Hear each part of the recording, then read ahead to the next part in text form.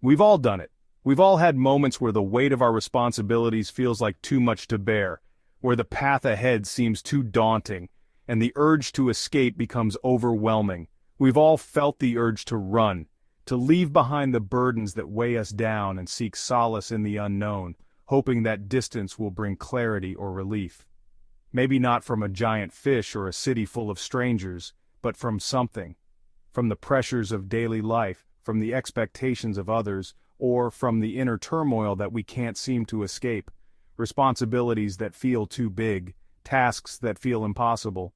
The weight of these can make us feel like we're drowning, gasping for air, desperate for a way out, relationships that feel messy and complicated.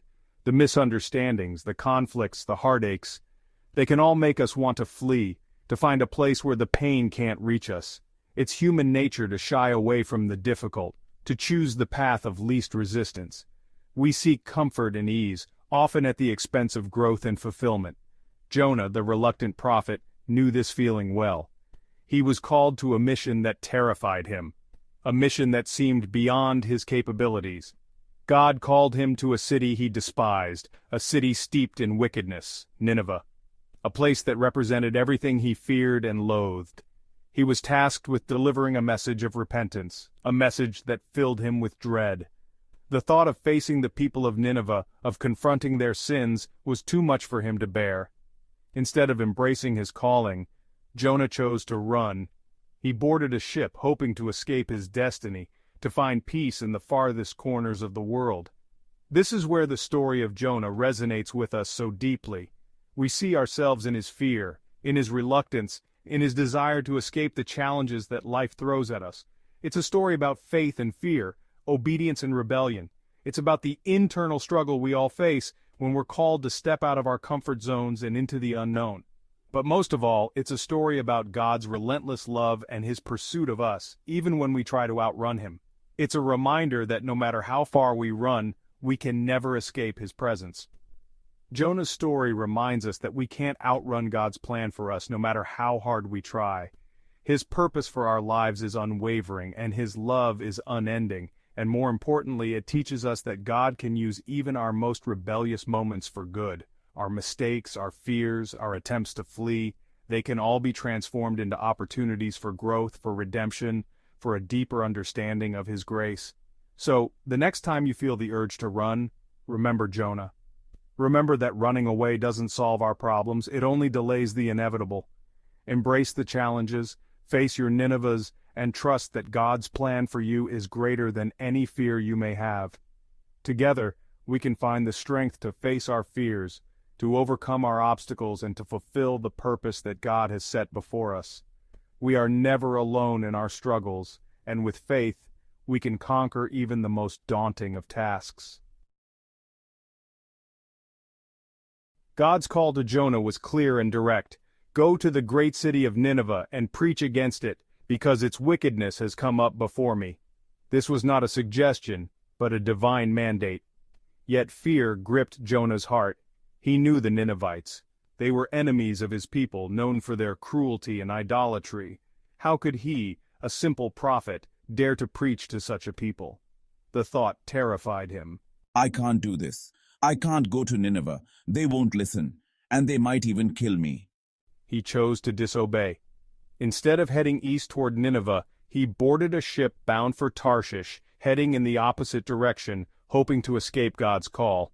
Jonah's actions were not those of a hero of faith, but of a man consumed by fear.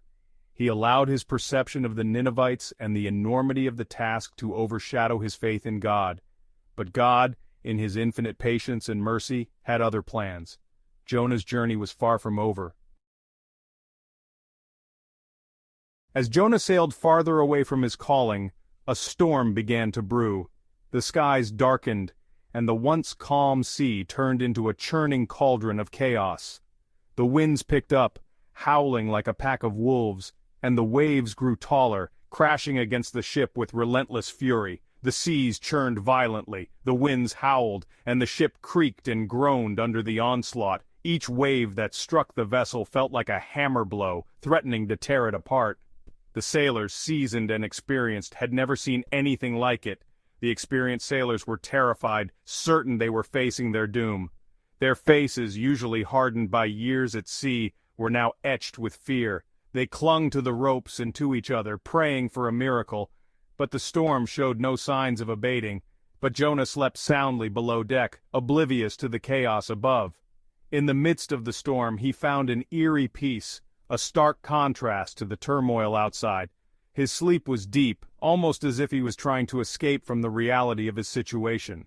The storm raging outside mirrored the turmoil in his own heart. The tempest was not just a physical manifestation, but a reflection of his inner conflict.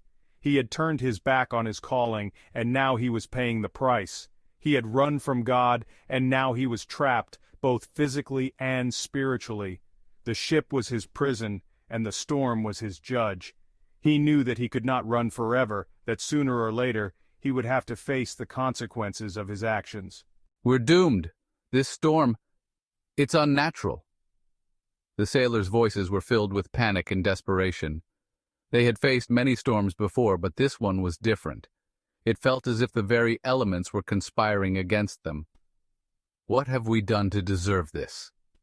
They questioned the heavens, seeking answers in the midst of the chaos. Their minds raced, trying to find a reason for their predicament. Was it something they had done? Or was it something beyond their control? We need to find out who is responsible. The sailors gathered, their faces grim and determined. They knew that they had to find the cause of the storm, and they were willing to do whatever it took to survive. "Let's cast lots and see who is to blame." They cast lots, a time-honored tradition to seek divine guidance.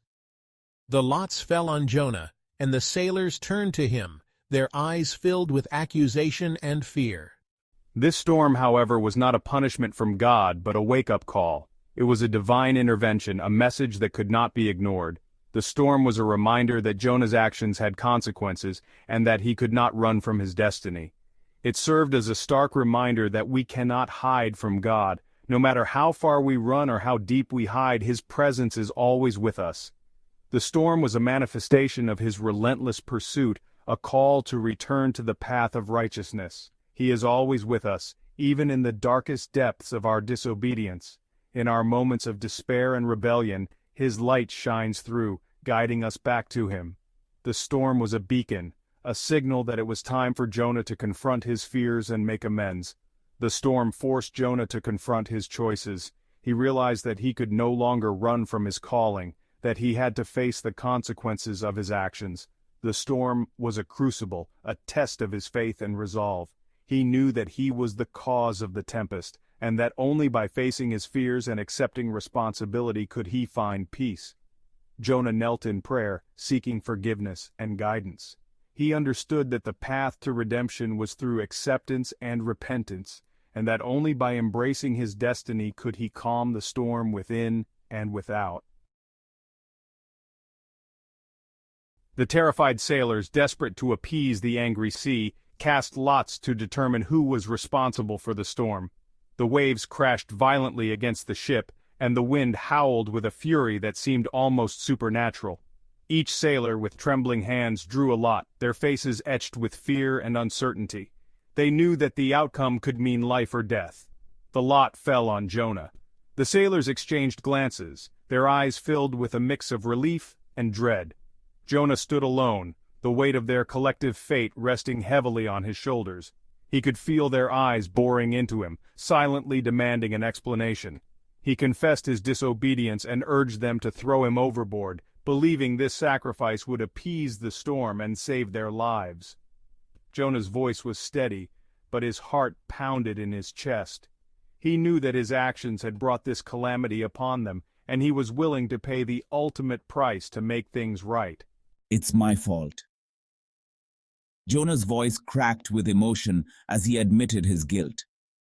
He could see the sorrow and confusion in the sailor's eyes, and it tore at his heart. He had never felt so alone, so utterly responsible for the suffering of others. "Throw me overboard, and the sea will become calm." Jonah's words hung in the air, heavy with the weight of his conviction. He knew that this was the only way to save the lives of the innocent men around him.